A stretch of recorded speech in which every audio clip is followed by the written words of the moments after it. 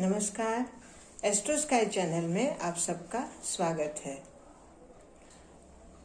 आज हम बात करेंगे कुंडली में जो ग्रह स्थापित होते हैं जन्म के समय और उन स्थापित ग्रहों की अवस्था क्या होती है। जहाँ तक सवाल है, सिर्फ वय अवस्था देखी जाती है, लेकिन अगर आपको ग्रहों की पूर्ण सभी अवस्थाओं के बारे में पता चले तो जो कुंडली में रहस्यमय बातें होती हैं या जो एक नज़र में हमें दिखाई नहीं देती, वो सारी बातें सभी अवस्थाओं को देखने के बाद पता चलता है।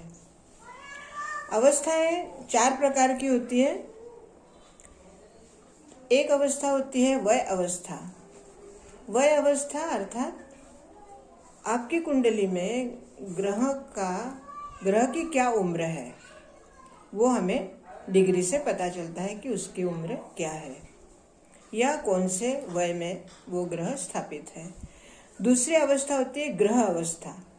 ग्रह अवस्था मतलब वो अपने घर में है या अपने मित्र के घर में है या अपने शत्रु के घर में है। उसके अनुसार, उस अवस्था के अनुसार उसका प्रभाव बदल जाता है।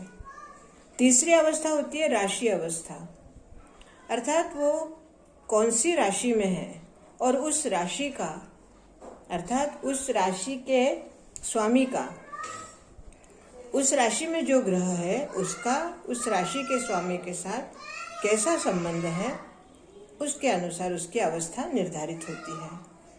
और चौथी अवस्था होती है भाव अवस्था। भाव अवस्था का मतलब है कि वो ग्रह आपकी राशि में कौन से भाव में है। जब सभी चारों अवस्थाओं का हम अभ्यास करते हैं तब दिखाई देता है कि एक ग्रह जो एक ही वय में है, या हमें वय पता चल गया कि वो बाल अवस्था में है या किशोर अवस्था में है या युवा अवस्था में है या वृद्ध अवस्था में है या मृत अर्थात समाधि अवस्था में है। ये ऊपरी तौर पर हमें डिग्री से पता चलता है, लेकिन राशि, भाव, ग्रह, इन अवस्थाओं को जब हम देखते हैं तो उस ग्रह का कुंडली के जातक पर कितना गहरा प्रभाव होता है, कितना दूर तक प्रभाव होता है या कैसा प्रभाव होता है, यह हमें समझ में आता है। अब वह अवस्था जो है, वह अवस्था डिग्री से अर्थात 0 से 30 डिग्री के बीच में वो कौन से डिग्री पर है। जैसे 0 से 6 तक या 6 से 12 तक, 12 से 18, इस तरह से वो कौन से डिग्री पे है, किस डिग्री पे है, उसके अनुसार उसका वय निर्धारित होता है कि वो कौन सी अवस्था में है। अगर कोई ग्रह बाल अवस्था में है या 1 डिग्री पर है तो 1 डिग्री बाल अवस्था होती है, लेकिन सभी राशियों में 1 डिग्री बाल अवस्था नहीं होती।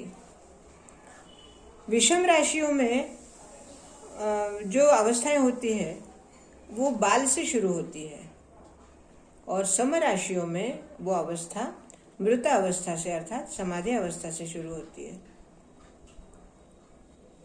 तो उसकी उम्र अगर 1 डिग्री पे है तो उसकी बाल अवस्था है अगर वो विषम राशि में है, और अगर वो सम राशि में है तो उसकी अवस्था मृत अवस्था में या समाधि अवस्था में होगी। अब ऐसे में वो ग्रह कौन सा है, अर्थात आपका लग्न स्थान का स्वामी है या पंचम का स्वामी है या नवम का स्वामी है या 3, 6, 8, 12 में से किसी स्थान का स्वामी है, तो उसकी उम्र के अनुसार उसके प्रभाव में फर्क पड़ेगा। अगर लग्नेश 1 डिग्री पे है या 0 से 6 डिग्री के बीच में है तो वो विषम राशि का बाल अवस्था कहलाएगी। अब लग्नेश अगर बाल अवस्था में है तो वो जातक कैसा होगा। वो जातक अगर क्रूर ग्रह उसका लग्न स्थान का स्वामी है तो उसका स्वभाव कैसा होगा।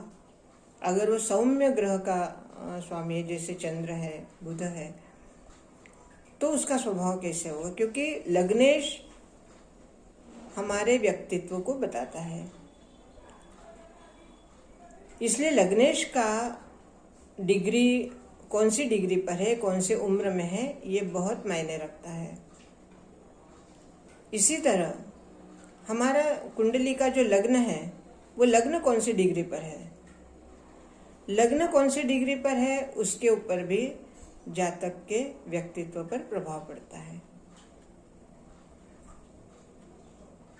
जब 1, 5, 9 के स्वामी, अगर तीनों ही स्वामी 0 से 6 डिग्री के बीच में हो, तो जातक का स्वभाव, जातक का व्यवहार, और जैसे नवम स्थान मैंने पिछली बार भी बताया था कि हमारे भाग्य का स्थान होता है। भाग्य के साथ साथ हमारे पूर्व जन्म का जो हमारा संचित पुण्य होता है, उसका भी स्थान होता है। तो बाल अवस्था में होने के बाद उस जातक के ऊपर कैसा प्रभाव होता है, इसके बारे में हम विस्तृत बाद में करेंगे। फिलहाल जैसे मैंने बताया कि 4 अवस्थाएं होती हैं, और 4 अवस्थाओं में अगर लग्नेश इन चारों अवस्थाओं में एक ऐसी स्थिति में है जो कि उच्च प्रभाव या अच्छा प्रभाव कह सकते हैं हम उसको, अगर हो, जैसे अवस्था उसकी अच्छी है, भाव अवस्था अच्छी है, गृह अवस्था अच्छी है, राशि अवस्था अच्छी है, तो उस जातक का जीवन 80% अच्छे में गुजरता है, अच्छे अवस्था में। अर्थात उसके जीवन में देखिए कष्ट या संकट या विपरीत परिस्थितियां तो हर एक के जीवन में आती हैं, लेकिन अगर ग्रह हमारे अच्छी अवस्था में हो तो जातक को उन विपरीत परिस्थितियों का इतना प्रभाव नहीं होता, और उन विपरीत परिस्थितियों से वो आसानी से बाहर निकल आता है। जिन अवस्थाओं के बारे में जो मैं बता रही हूँ, ये चारों अवस्थाएं हमारे कुंडली के 9 ग्रहों की अवस्थाओं को हमें देखना होता है कि प्रत्येक ग्रह कौन सी अवस्था में है और उसका प्रभाव जातक के ऊपर कहाँ हो रहा है। अगर लग्न स्थान का या पंचम का, नवम का स्वामी अगर भाव स्थान में अपने ही भाव में हो, तो उस भाव का प्रभाव अत्यधिक होता है। उसी तरह अगर षष्ठ स्थान का स्वामी अपने ही भाव में हो या मृत अवस्था में हो, तो उसका प्रभाव जातक के ऊपर अधिक कठिन होता है। इस तरह हर एक भाव को, हर एक अवस्था को हम विस्तृत से लेंगे। आज के लिए हमने सिर्फ अवस्थाओं के बारे में बताया कि अवस्थाएं कितनी होती हैं और उसका प्रभाव जातक के ऊपर किस तरह पड़ता है, अच्छा या बुरा। अगर मान लो युति है तो 2 ग्रहों का प्रभाव जातक के ऊपर आएगा।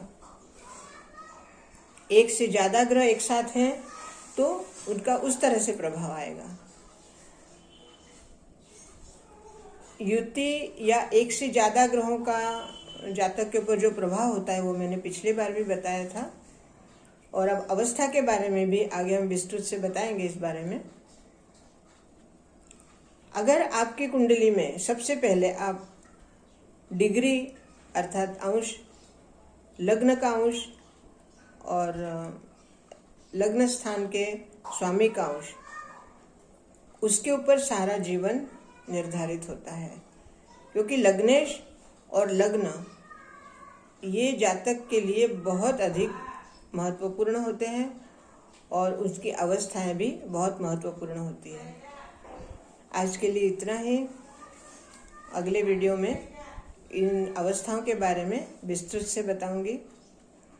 मेरे इस चैनल को आप सब्सक्राइब कीजिए, लाइक कीजिए, शेयर कीजिए, ताकि औरों को भी इसके बारे में पता चले, और कमेंट्स अवश्य दीजिए।